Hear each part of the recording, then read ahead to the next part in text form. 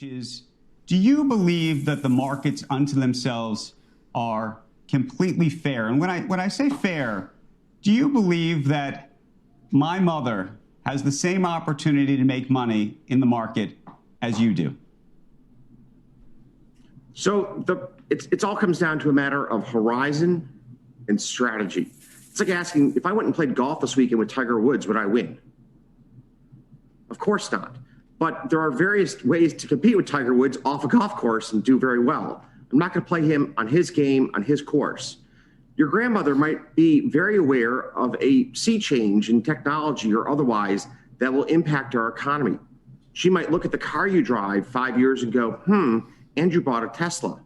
And I think EVs are the future of America, and I'm going to buy Tesla stock. And if she'd bought Tesla stock 5 years ago, she would have made a lot more money than we made at Citadel. So What's going on, Ape Nation? It is Wednesday, October 6, 2021. And today, AMC finished down less than a half percentage point. We closed out the day at 36.83. We had a little run up to right around 38 about an hour before the market closed, and then we sold off. But again, for all the sake of everyone's time, I'm not going to go into breaking down or overanalyzing the charts. The price action is what it is. And as we've seen the last couple of weeks, we've kind of just been swimming in this channel with no real movement. And I think it's going to take a couple different things to break us out of this channel that maybe we could look forward to in the future. But tonight I want to talk about something completely different. I want to talk about the interview that Ken Griffen did with the Economic Club of Chicago and possibly a Senator Griffen on the horizon. And last but not least, I want to talk about distractions, pump and dumps, and where the market is looking right now to rake in every last penny that they can. And really quickly, I'll go into CEI and Shiba Inu and the new craze that's going on. But before we get too far ahead of ourselves, cue the speeder.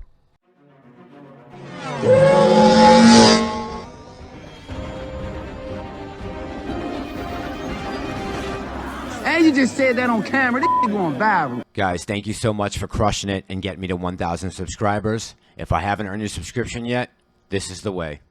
All right, guys, let's jump into this. But before we get into the video, just real quick shout out. Tim from the Netherlands, thank you for subbing and telling me the country that you're from. I added a pin up to the corkboard map. And like I said, someday when we get a bunch of countries, I'm going to put a big map in the back, a new one. But that's our 11th country.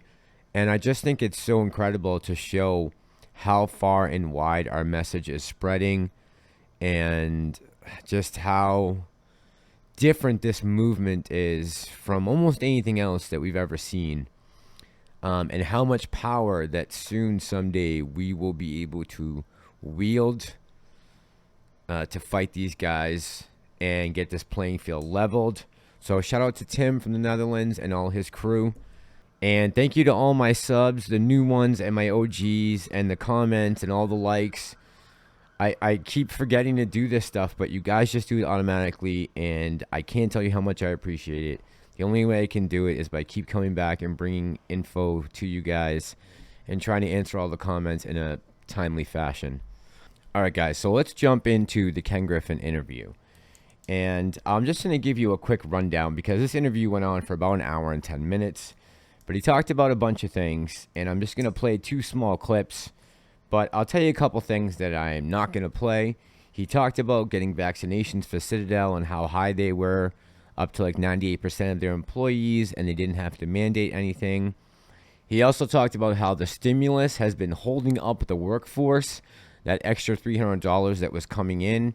He talked about how that's been holding people back from going back to work. And he also pointed out that he might be thinking of moving Citadel from Chicago to possibly New York because the crime in Chicago is out of control. And while I agree with him on that, I think that the blame lays on the spectacular mayor who sits upon her throne in Chicago and blames everyone but herself for the problems going on there.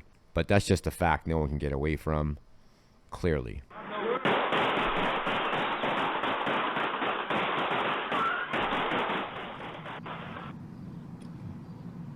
So this is new video just into our newsroom. You can hear the gunfire. Police telling us they found 60 shell casings at the scene. And if you look closely at that video, you can see a group of people, including several young children, standing outside talking when that gunfire erupts. Okay, so the first clip we're going to watch is Ken Griffen talking about payment for order flow. But don't let me tell you about it. Roll the film. Citadel Securities is at the center of the debate over so-called payment for order flow, or buying the right to execute buy and sell orders from brokerages such as Robinhood or Charles Schwab. And it's one of the reasons that you had to testify before Congress over the GameStop situation earlier this year. To those uninitiated, payment for order Better get that mouth ready. Wet that whistle. Get ready. flow is why retail investors can effectively trade for free. But critics argue that there's nothing free about it, and the hidden costs of why firms like yours are making so much money, hidden costs, excuse me, are the reason firms like yours are making so much money as market makers. I'm not going to get into that debate over whether it is beneficial or whether it's not beneficial. We can litigate that elsewhere. But there is, Ken, a renewed interest in Washington. Like back in front of Congress. In regulating payment for order flow. And I'd like to know what's at stake for Citadel Securities if payment for order flow were banned. Let us hope that in Washington we maintain the status quo, that brokerage firms have a duty to secure the best execution they can for their customers. That's the basis on which we compete.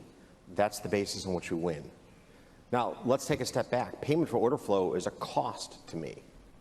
So if you're going to tell me that by regulatory fiat that one of my major items of expense disappears, I'm okay with that. Hat off to the team at Schwab, which is now Schwab Ameritrade or E-Trade or Robinhood, for really democratizing finance in America. It hasn't all been good, but it's been really good in broad strokes.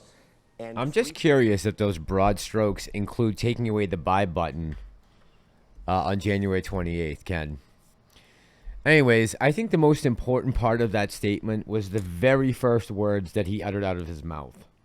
Let us hope that in Washington we maintain the status quo. And there it is. Maintain the status quo means keep everything the same, the way it's been. Do not make any changes. Do not implement any new rules or laws or filings against payment for order flow. Please keep it in the market because that's where we make all of our money. And really, that's all you need to know about this tape, other than the very intro and first thing that they talk about, which I'm going to touch on right now. Before we run this clip, one more thing I picked up on. You notice he didn't say status quo on Wall Street. He said status quo in Washington. So if we think that the problem all lies on Wall Street, truly, guys, it does not. It's all coming from the halls of supposed justice and equality and diversity that is Capitol Hill and the rest of D.C. But here's the clip that I thought was kind of interesting, and we'll see where this leads, but I'll let Ken tell you. Everyone here in our audience knows that over the years you've become increasingly active and involved in politics and policymaking, both as an advisor and as a funder on the local, state, and national level. So I think it makes sense, because it's probably a question for everyone here, for me to ask, to begin, before we get into the details, do you have any political ambitions? That is the out of left field starting question now, isn't that? As you're well aware, I've been involved in supporting a variety of charitable causes for a very long time. And it is heartbreaking to see like the DNC hard-earned gains wiped out with the stroke of a pen from a thoughtless politician. And so I have become more involved in politics over the years because I'm trying to protect the American dream. I'm trying to protect the opportunity that everyone in this country should have to have a great life, a great education, and to have a life well lived. Thunderous applause for that. So it appears pretty clear to me that Ken Griffen has some political aspirations. Maybe I'm way off on this. Let me know, guys, in the comments if you think I'm wrong. But it sounds like to me that he does have some political ambitions. And I think it's important here because if he doesn't have his own political ambitions, it's very possible that he is looking towards someone who he can plant in Congress or somewhere in the White House, wherever, in case the SEC and the House and the Senate come after him and the other hedge funds for payment for order flow, for the Robinhood debauchery, all of it, that he would try to get more influence instead of just being a donor and getting lobbyists to work for Wall Street, actually getting himself or someone very close to him to try to steer the conversation away from all of the corruption that's going on. That wouldn't shock me. Okay, guys, and the last thing I want to get into, as far as not necessarily distractions, but other plays that are out there. I know there's a lot of people talking about other plays. Yesterday, people were talking about Shiba Inu and CEI, and we saw that volatility halt that came yesterday for CEI. And a lot of people got left holding the bag on that. People I personally know, people that contacted me afterwards. And, you know, I feel awful for them. I don't know how much of it is a distraction and how much of it is trying to just suck every penny out of retail that they can before they have to come and close their positions and begin to pay us. But just be aware, guys, there's a lot of manipulation out there in the market right now. We do not have control over a lot of things. This is not based on a supply and demand system. This is completely rigged, and you really have to be careful. All I would say to you, I would never tell any of you guys where to put your money. Just be very cautious on where you are putting your money.